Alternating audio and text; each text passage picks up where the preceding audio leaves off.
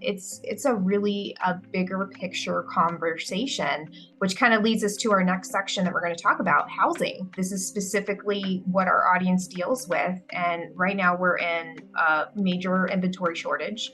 And in addition to that, we're in a major crisis for housing that is actually compliant and accessible for people that need special setups. And I think both of you all can kind of speak to your experiences with housing and trying to find housing and modify housing to meet your needs. Take that first, Dani. Sounds like you've modified.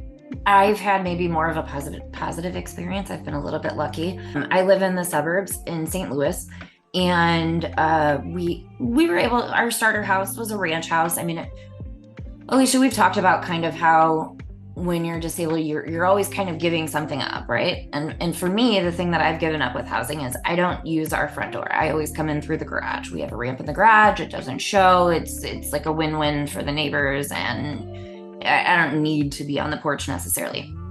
I also, one of the trade-offs is the backyard. We haven't quite figured out the accessibility to get to the backyard. So the only way that I access the backyard is if my husband is willing and able and has the energy to help me get back up the hill.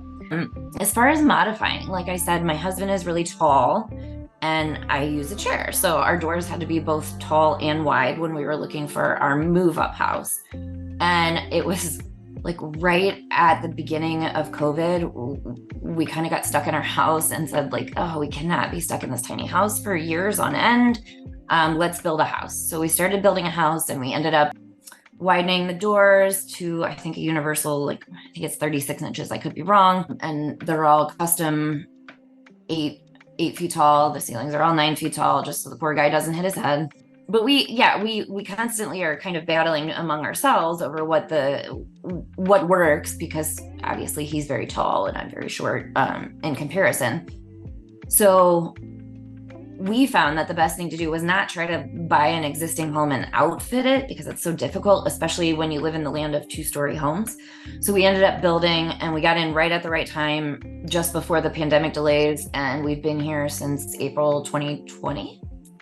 And it has been good, but we're still figuring out a lot of the trade-offs that we had to take in the process. What a story. That is my dream. That is absolutely my dream, to build a house that is fully accessible. For me, I've had a lot of challenges. Like you just said, there's always something that you have to give up to gain, right? And either as a renter or now as a homeowner, I think the statistic is something like 6% of housing is accessible and everything else is not. And when we're talking about these numbers of the amount of people that are disabled in our society, it's like there's a huge discrepancy, right? And for me, when I'm looking for a home, it's one of the things in my life that I get a lot of anxiety about. Is the agent going to feel comfortable showing me homes? Are they going to understand my need? And then when we get there, what am I going to have to give up to gain? And I think we need to get somewhere in a society, in this conversation, that we have more of universal design in some way, like not having to give up things to gain something. Like, that's the reality of being a disabled person. That's where we are in our society, because we're not creating environments that are accommodating for everyone. And so for me, like, when I was buying my house, I couldn't afford to build a house. And every house that I was shown had steps going up in the front. There was no way to get in the back. There was the bathroom, the that.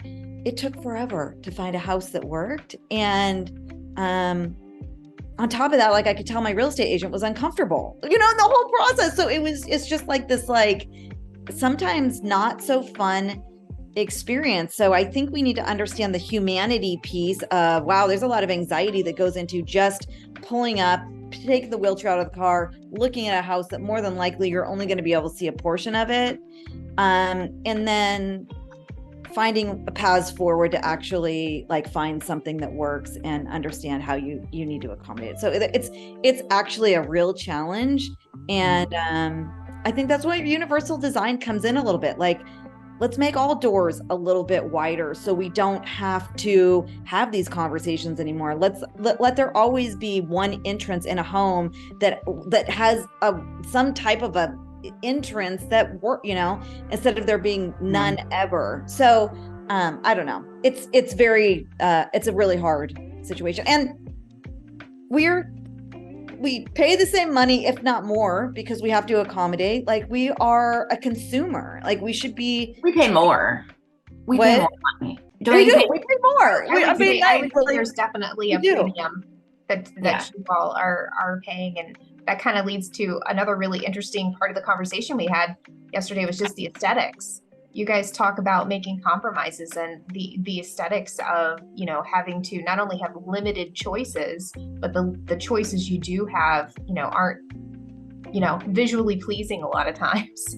I don't feel like we're being girly about that either. Like, I have a lot of guy friends who will come over and they'll be like, we're going to make you this ramp and it's going to look good. And like, you know, they think about those things too. It's not just about being pretty. It's about like, really, it's unfair that we're having to, you know, like, you have to trade things off. And it's not just true for our community. It's true for all minority communities, really. Yeah. And I think from a disability standpoint, like, aesthetics falls into that like medical model. It's okay for it to look like a hospital, you know, and like, I don't want to live in that type. I don't want my bathroom to look like I'm in a hospital, or, you know, and so how do we start to make accessibility design beautiful, like as a standard, you know, would be nice as well. Absolutely. I wanted to circle back to something you said about, you said 6% of housing. I found that statistic. It could be in multifamily. I don't know. Do you know a statistic? I think I actually have that in the article I did earlier in the spring. I have this, but it sounds correct to me, or it's within that vicinity. The number is so small. And then again, when we're looking at statistical data, we're dealing with, again, something that always bothers me, especially about when we're talking about specialized populations. Studies are usually just such small samples that they're accessing to get this data and to pull these studies together. And a lot of times, another thing that's very frustrating when I'm trying to do research for my articles about specialized populations is, again, funding and getting these studies done. Sometimes the studies are several years old, and maybe I'm looking at something that was 2016, 2017, 2018 data that is going to be completely different than if we actually did the same study in today post-pandemic. Sad truth is that they don't do disability research regularly. Like, since the 70s or 80s, there's only been a good chunk of studies. This is what I did my thesis on as I was getting my master's in journalism. And it wasn't a thesis, it was a professional project, excuse me. But it's like a mini thesis, and it was on media, disability representation in the media.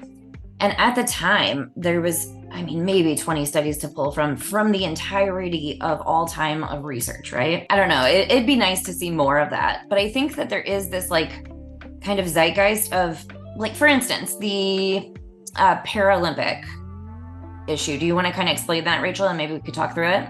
So, you know, the Paralympic TikTok account got a lot of really interesting attention, which kind of prompted the piece that I put together early this spring, which prompted the discussion around ableism, because some people were very supportive of the marketing and the awareness that they were trying to do. Other people felt that it fell flat, or that it was actually offensive. And, you know, I think the most effective thing that they did with what they were doing with the content was, again, getting this conversation started and getting people to even, you know, talk about these issues. And I think that's something that, you know, we have to be really conscious of, especially with our audience. You know, there's a huge demand with our audience about, you know, being innovative, being disruptive. What's next? How can we provide better customer service? And to me, I think it's being willing and being brave enough to have these conversations, being willing to say, like, you know, there's not a lot of diversity in my office, and that's something that I want to work on. And how can I not have this kind of echo chamber, and what can I do to bring to the table to kind of take it to the next level? And I think brokerages and team leaders who not only think about how to bring more diverse, more talent into their brokerages and take extra steps to reach the widest audience possible, instead of, you know, kind of focusing on these boutique experiences that only reach a niche, very specific type of income level type of person. I think they're really going to be rewarded with just much more positive experiences. But I think consumers are looking for that. I think consumers want authenticity. They want to see and work with people that are not just about, them on Bravo selling real estate houses and kind of in the big fancy car. I think they really want to work with people that, are authentic and want to help all people.